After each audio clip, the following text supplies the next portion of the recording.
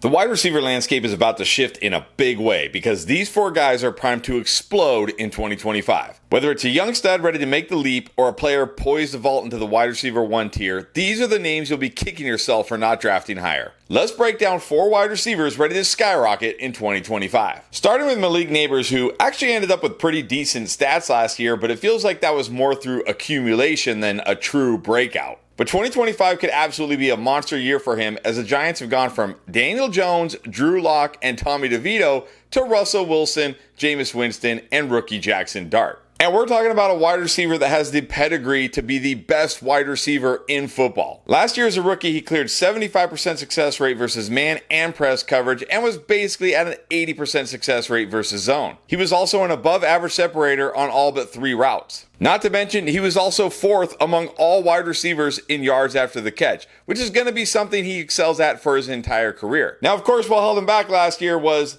the quarterback play, and more specifically, the deep ball for the quarterback play. He ranked 5th in deep targets, but 4th in unrealized air yards. Why? Because none of his quarterbacks could actually throw an accurate deep ball. Say whatever you want about Russell Wilson at this stage of his career, he can still throw up those moon balls. We saw it last year with George Pickens. And what you also got to love about Malik Nabers going into 2025 is in 2024, as a rookie, the Giants and head coach Brian Daboll understood he was the best player on the team, and they structured the entire offense around this guy. They got the ball in his hands as often as they could, as quickly as they could, and now they're going to do the same thing except with quarterbacks that can actually hit him in stride on those slants so he can make some huge house calls in 2025. Yes, you got to pay a first round price for Malik Nabers, but you know what? I think it's worth it because I think this guy absolutely has a ceiling to be the highest scoring wide receiver in all of fantasy in 2025. So if you can get this guy the back half of round 1 of your fantasy drafts,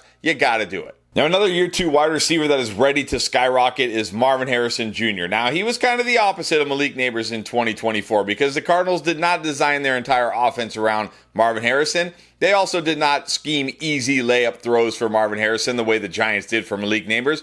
No, they stuck him on the outside on the line of scrimmage as the X wide receiver and basically said, go figure it out. Not the best situation for Harrison in 2024. But despite that, despite having to play against the toughest coverage every single week, Harrison was still very good as a rookie. He also was an above average separator in all but 3 routes in 2024, while also clearing a 73% success rate versus man and press and an 81% success rate versus zone. Now, going into year 2, I have trouble believing that this coaching staff is not going to figure out ways to give Marvin Harrison easier throws, move him all over the formation, get him into the slot more, get him off the line of scrimmage more. But what I really like about Harrison in 2025 is that in 2024, you had to pay a first round price for Marvin Harrison, which was obviously a huge mistake. But now you can routinely get Marvin Harrison in the mid to late 3rd rounds of your fantasy drafts. I think the risk is pretty much baked into his ADP now, but the upside isn't. This is still a guy who's an incredibly talented wide receiver. As long as the coaching staff figures out ways to get this guy used differently, easier throws. This guy had 0 screen catches last year. Not a single screen pass for this guy. Come on, Cardinals. Let's give this guy some easy throws. Let's get this guy in space. If the Cardinals do that in 2025, which I'm going to believe they will, it's going to potentially be a huge breakout season for Marvin Harrison. And again, you're not paying that elite draft capital. You're getting them at a bit of a discount here. So I'm taking shots on Marvin Harrison every time I can in the 3rd round because I believe the risk is already baked in, but the ceiling is not being realized for his draft cost.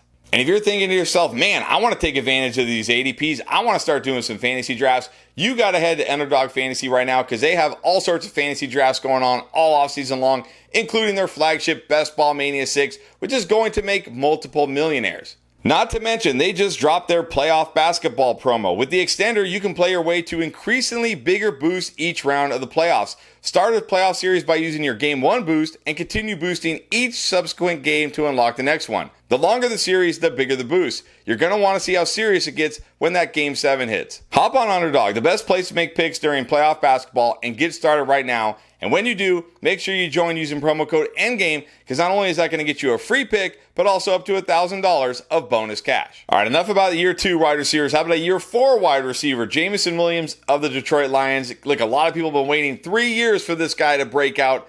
and it still hasn't happened. Although I will say 2024 was a nice showing for him. He did go over 1,000 yards, had 7 touchdowns in 2024, but he was a very volatile player, very frustrating for fantasy if you had him. But I do think in 2025, we are going to see more consistency with new offensive coordinator John Morton. He is already raving about Jameson Williams, already talking about what a kind of a player this guy can be.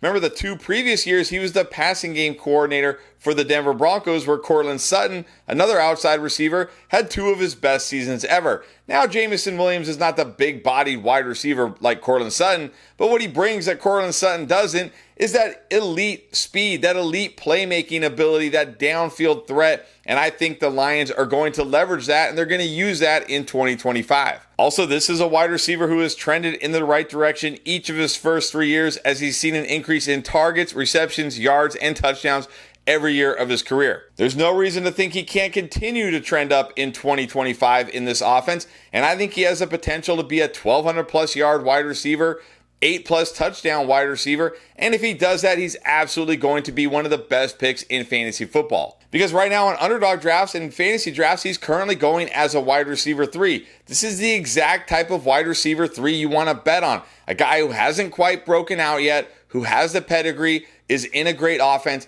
and could absolutely smash and destroy his ADP and help your team win a fantasy championship. All right, I can't help myself. Back to the year 2 wide receivers, and I already talked about this guy. In fact, I made an entire video on this guy, and that is Ricky Pearsall of the San Francisco 49ers. So I'm not going to deep dive into Pearsall again. If you missed that video, you can go check it out in the playlist that I'll link to at the end of this video. But I love Ricky Pearsall heading into 2025. Now, while Pearsall didn't dominate man coverage the way Harrison and Malik Neighbors did, he was actually better than those guys as a rookie versus press and versus zone. And this is why I love him so much in this Kyle Shanahan offense.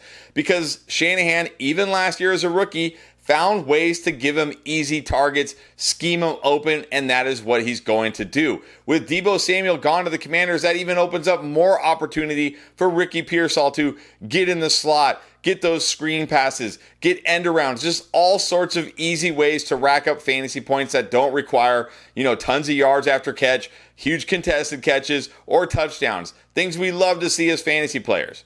I really think all of the 49ers, outside of maybe George Kittle, who's okay, I think all the rest of the 49ers are great values in 2025, coming off a down 2024, an injury-riddled 2024, where people aren't as high on this offense as they should be. They just locked up Brock Purdy to a long-term extension.